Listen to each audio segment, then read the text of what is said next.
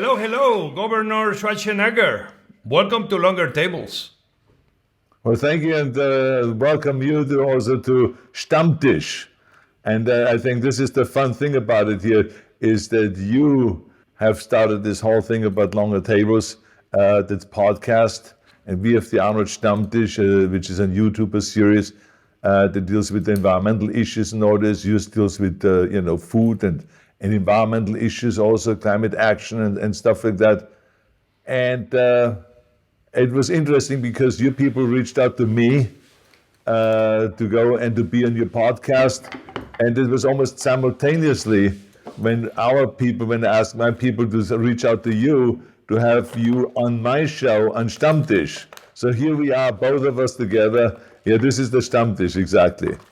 You don't have to have it in a shot. You can take it out of the shot because we already established here's mine. But I want to say one thing. I cannot believe you send this to me all the way to Spain. Exactly. And you send me bonbons. Yes. Amazing. From Vienna, you send me these Napolitans, I guess very typical in Austria. Yes, Mannerschnitten. Okay, can you pronounce again? Mannerschnitten. Yeah. Mannerschnitten, which means wafers. It's like a Austrian kind of a thing. But I want you and your whole team enjoying this, and a good Gösser beer, which is a good Austrian beer. But I also want to say thank you very much for sending me your wine, Spanish wine. I love that. Hold on, even though it's 8 o'clock in the morning, I'm going to have, for the first time, before coffee and before breakfast, I'm going to have a little bit of wine. Cheers, my friend. Cheers. Cheers. For a sandwich and longer tables together. Good beer. Oh, Good wine. Man, you Spanish people know exactly how to make wine, I tell you. Well, let me tell you, I think Austrian people know how to make beer and other things, I will say. First of all, I just want to say right off the top that those people that don't know, that are watching the Stammtisch, José is one of the most famous and extraordinary chefs in the world.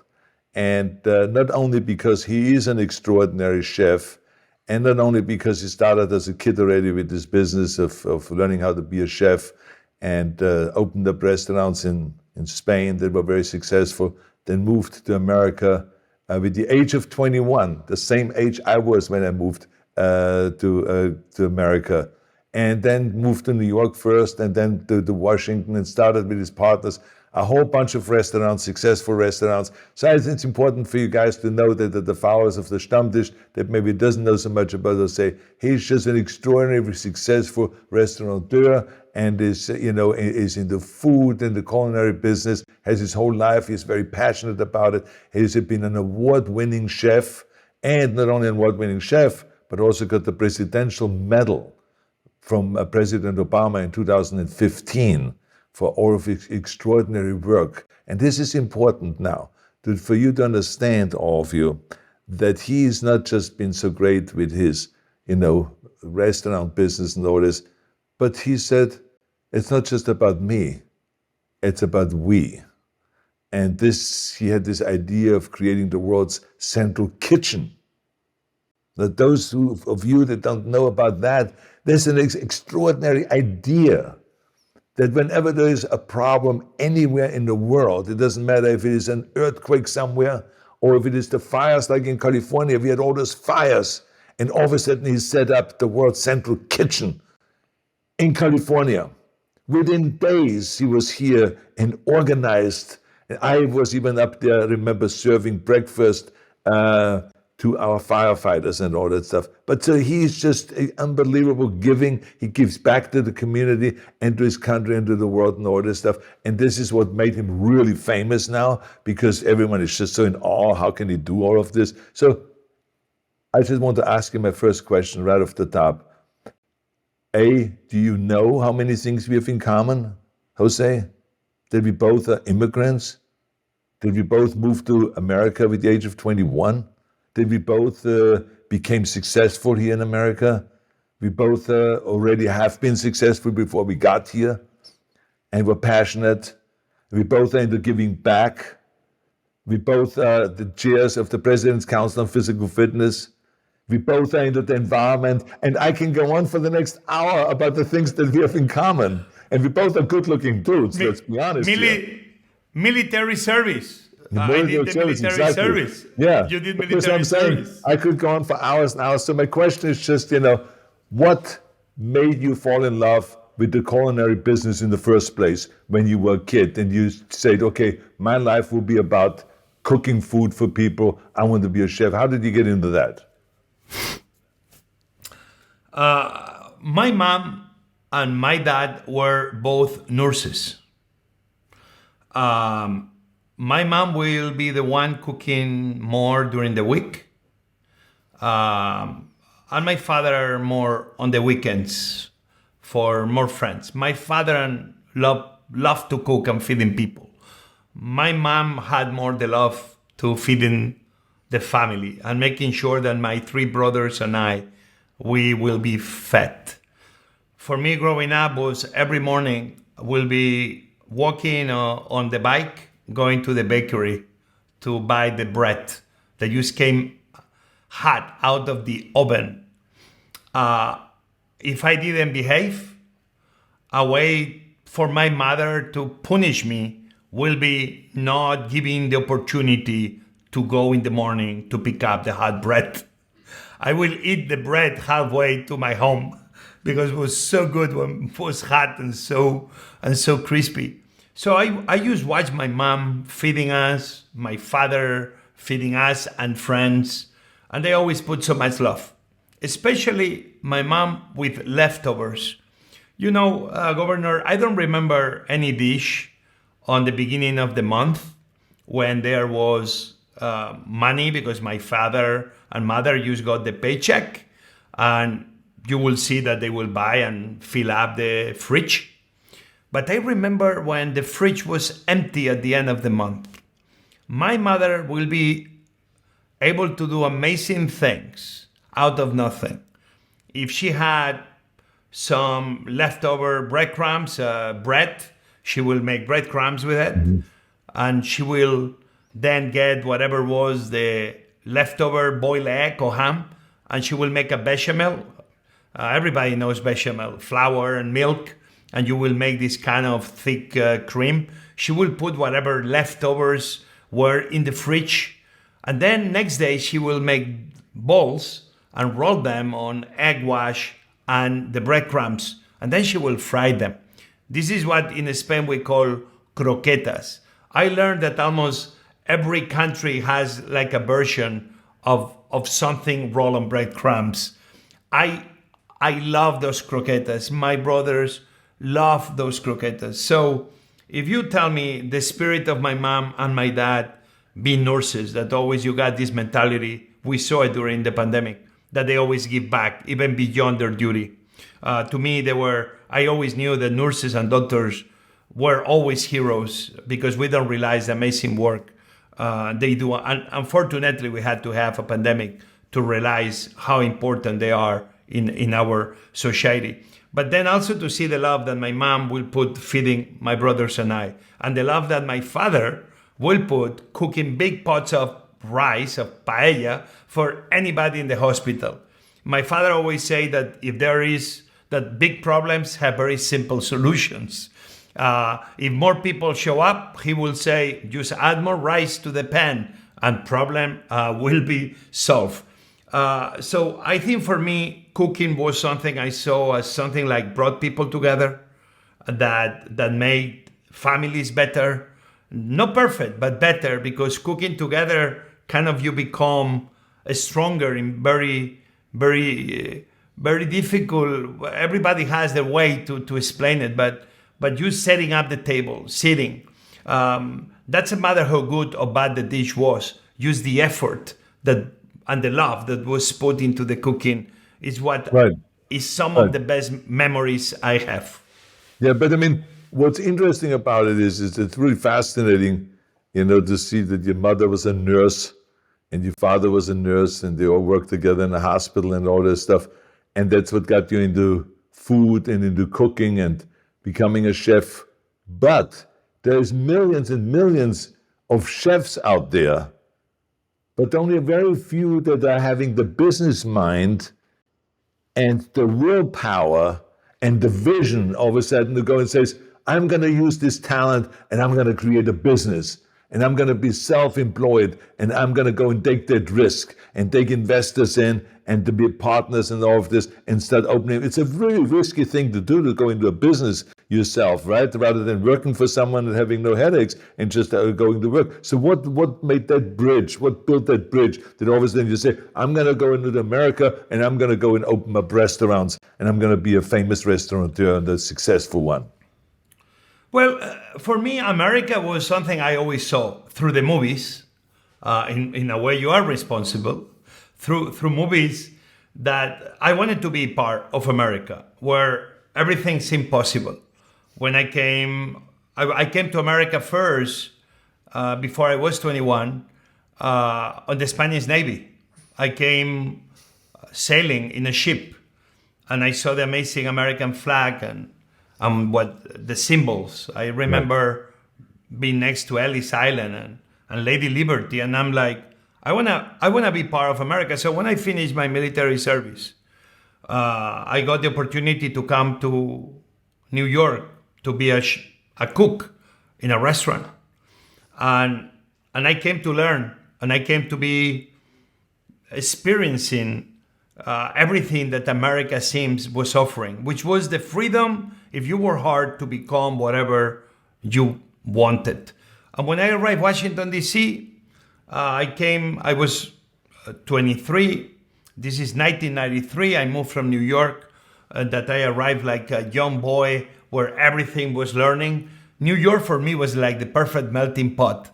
Was not only the perfect melting pot, but the perfect university for a cook that wants to learn about cooking. In New York, I could learn about every single restaurant cooking of any country and region from anywhere around the world. I became a better cook because being in Manhattan. But when I arrived DC, I was offered this job by amazing people that they always made sure that my success was their success.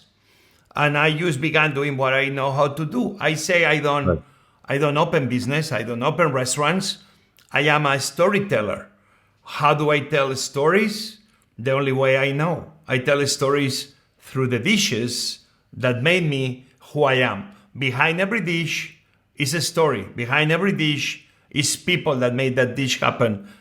Without realizing I was a cook, but without realizing I also realized that I could be a storyteller telling people where I came from through the dishes I was putting on the menu. Yeah, but I mean, Jose, this is fantastic. But I mean, what is the amazing thing is not only did you become a great chef, and then you became a great restaurateur and led these restaurants that everyone just has thousands and thousands of fans that are coming back and eating there and all that. But I mean, at what point did you get this idea, well, I want to do even more work? As if you were not already working hard enough, working 15 hours a day with those restaurants. But you say, I want to add to this work and I want to create the world's central kitchen. How did that happen? That you decided that there's so many people out there that need food. There's war zones where they need food. There's fires, there's earthquakes, there's problems, there's floods, and there's this and that, there's misery around the world. I gotta go and feed those people. I mean, how did that come about? I mean, what was your drive to give something back? At the same time I arrived Washington, D.C. governor, I began volunteering in an organization called D.C. Central Kitchen. D.C. Central Kitchen was amazing because was fighting food waste, which we know has a lot to do with global warming, bringing that food that was untouched, and actually it happened on Ronald Reagan Inauguration Day, the day it was founded. 35 plus years ago. But take a look what happened here. The guy that founded this, Robert Egger, was a bartender. And he saw that food waste was not really the only problem. The problem is that we were wasting people's lives. So he brought the food that was untouched and really ready to throw garbage, and he brought the people to a kitchen, began training the people to become cooks. Those cooks will make sure that the food waste was no food waste, but food opportunity, and making meals to feed the homeless population of Washington, D.C. I became a volunteer. I became the chairman of the organization. I learned so much watching how a plate of food could be really an agent of change, not throwing money at the problem, but investing into the solutions. You as a governor knows this very well. We were fighting food waste, giving opportunity to people, training them, feeding the homeless, and in the process, finding jobs to those men and women that once they graduated after the training will join the ranks of different restaurants around DC. Brilliant. But at the same time, I was watching what happened in Katrina. At the same time, I was watching in the distance how we left men and women sometimes, like in the Superdome, 4 days without food and water. The system was overwhelmed because sometimes government cannot do it all. Everybody forgets that government is only as good as its citizens. And FEMA, who is the organization in charge of providing response and bringing different NGOs to make it happen, in certain events could be overwhelmed. That's when actually didn't began really in the States, but when Haiti happened, the big earthquake in 2010, I said, this is mayor. I am a cook. And when you have an emergency, you send nurses and doctors to take care of the wounded. You send the firefighters to take care of the fires. But when you have to feed people in an emergency, who do you think is the most prepared people? Those are cooks of the world. So I went to Haiti, and it's when World Central Kitchen was created. Without realizing over the last 14 years, we've been in so many places. In the fires in California, in Ventura, and so other places. In the volcano in Hawaii and in the volcano in Guatemala. We've been in the war in Ukraine. We've been in the earthquake in Turkey and Syria. We've been in Bahamas after Dorian. At the end, it's a very simple thing what we do, Governor. In the way we see it, every restaurant, every chef, every cook, every volunteer, every person that drives a car and can deliver, every helicopter pilot, everybody belongs to World Central Kitchen. What happened? They don't know it yet.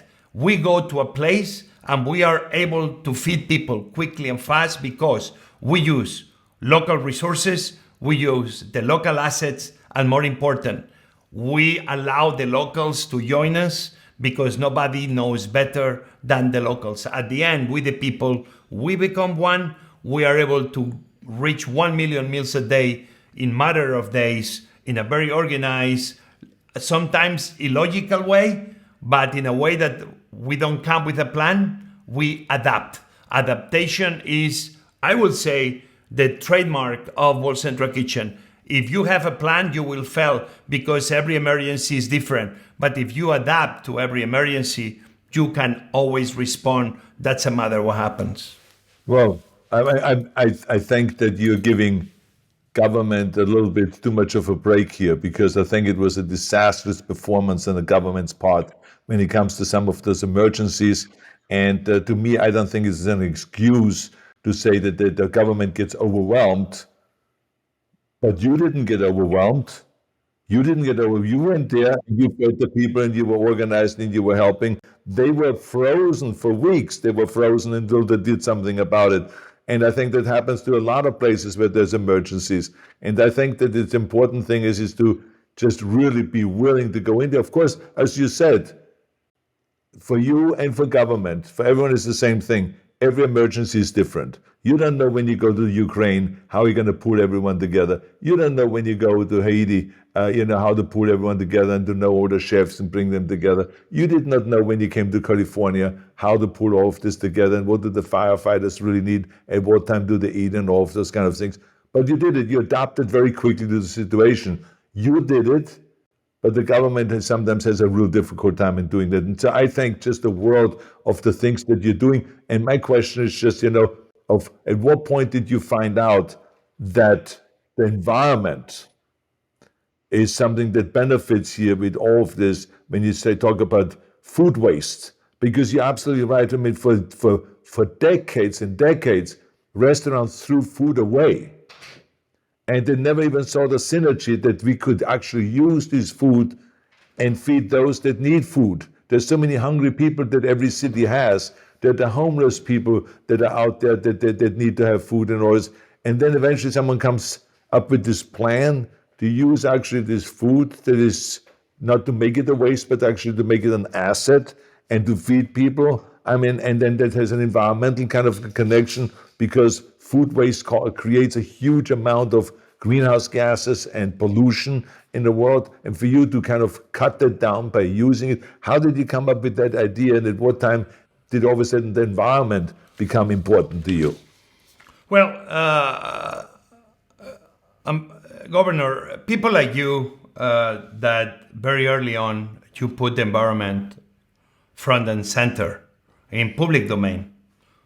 We saw Vice President Gore doing the same. People like you are people that they've helped create in people like me this mentality that obviously the environment is very important. But one of the things I've been saying lately for a few years now is that I don't believe we are giving food the importance it deserves. I believe that food only sits at the Department of Agriculture, at the USDA. And seems the Department of Agriculture even does amazing things, school lunches and the Farm Bill. Sometimes it's there at the service of the very big companies, which, by the way, I want to have a very big company. I have no problems with very big companies. But I don't want big companies taking advantage of subsidies when the small farmers can't. I don't want the big restaurant chains take advantage of those subsidies in the way smaller restaurants can. And you're going to tell me, Jose, what this has to do with environment? Everything has to do with environment. Because I am realizing that one of the biggest factors we have, and one of the areas that becomes a problem, is food. Food is the reason why we have hunger, or the lack of it, lack of distribution. Food is the reason why we have health issues, obesity, and all the other sickness that happens because overeating.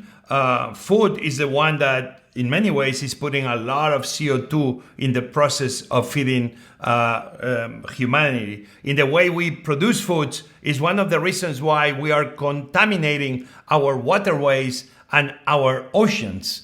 Because we are contaminating our oceans, food is also scarce, because without oxygen, like in the Gulf of Mexico, all of a sudden you see only but dead fish in the beaches all across the world. At the end, food is everything. Food is defense, food is energy, food is immigration reform. Cannot be that the people that feed America and the people that feed the world sometimes cannot feed themselves. Cannot be that we have 11 million undocumented working in farms in America, but we are not able to give them once and for all the right to belong, not ghost of the system, but people that with work permits or green cards or whatever it is that Democrats and Republicans agree, we will give them finally the decency to belong to America. So at the end, what I was trying to say is that food is so important that I've been calling for a long time to presidents around the world that we need to have national security food advisors next to every governor, next to every president, because there are a lot of problems that we create in the way we manage food, when actually food can be an amazing opportunity to solve problems. From the CO2 emissions, to hunger, to obesity, to etc., etc. Food is the solution. Food must stop being the problem. And the environment will be one of the biggest beneficiaries. Just to end, you know what is one of the biggest contributors of CO2 and in the process also makes people poor? The way people feed themselves, the way people cook. Actually, almost 3 billion people cook with charcoal, with fossil fuels.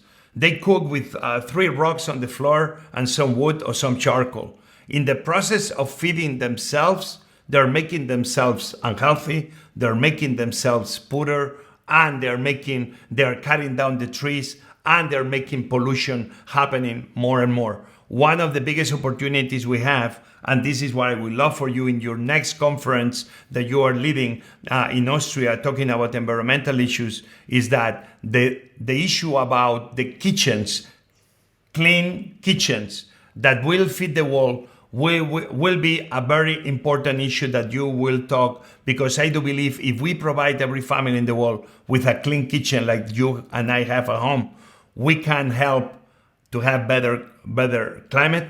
We will fight CO2 emissions, we will fight poverty, we will fight hunger, we will fight deforestation, we will fight so many things just by having cleaner technology for cooking and feeding every family around the world.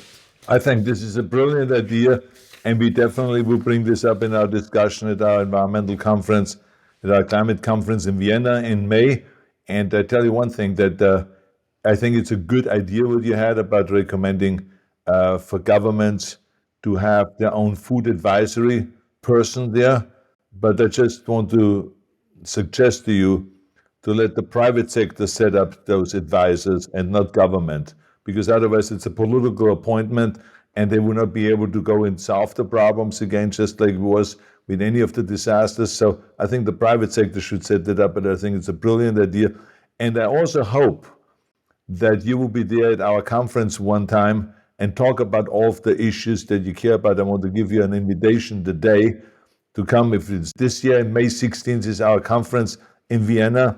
And because I think it is such an important issue. You know, the environment is something I'm very passionate about, but we have to address the environmental issue, just like you said, from so many different angles. If it is, what kind of cars do we drive? What kind of a power do we generate? Is it from fossil fuels, or is it power that is renewable energy, from a renewable energy, and all of those kind of things? It's what transportation system should we have? How do we go and eliminate the pollution that kills 7 million people a year is really the question. And there's indoor pollution, as you have talked about charcoal, about food and all this stuff. It's also, there's just millions of people still in some of the third world countries that have stoves inside their home, and they're burning, coal, and they're burning wood, and they're inhaling this exhaust and the pollution, so they die from inside pollution, air pollution. So I think there's so many issues we have to talk about. I love your take on the food, so I hope that you can go and join us one time at our World Conference. And I want to say thank you very much for this great interview. You've done a great job. Keep up the good work. And remember, when one immigrant asks another immigrant for help, we are always there for each other, okay? We are always there for each other. And remember, Governor, what we do, immigrants like you and I, we build bridges. We build bridges between faraway places, and we show that we are more equal to each other, and that we should love each other more than just hate each other. That's Immigrants right. like you and I, we are so important. Everybody should be, in a way, an immigrant. That's right. Absolutely. Thank you very much. I'm proud of you. Keep up the great work, okay? And if you need anything, let me know. I will. Until Cheers, next my time. friend. Until Salute. next time. Longer Salute. tables and Stammtisch. Stammtisch? Oh. Listen, you and I, we have an accent, huh? Stammtisch. You and I, that's the other thing we have in common. We have an accent. Yeah, that's for sure. See you. Bye-bye. Have a good day.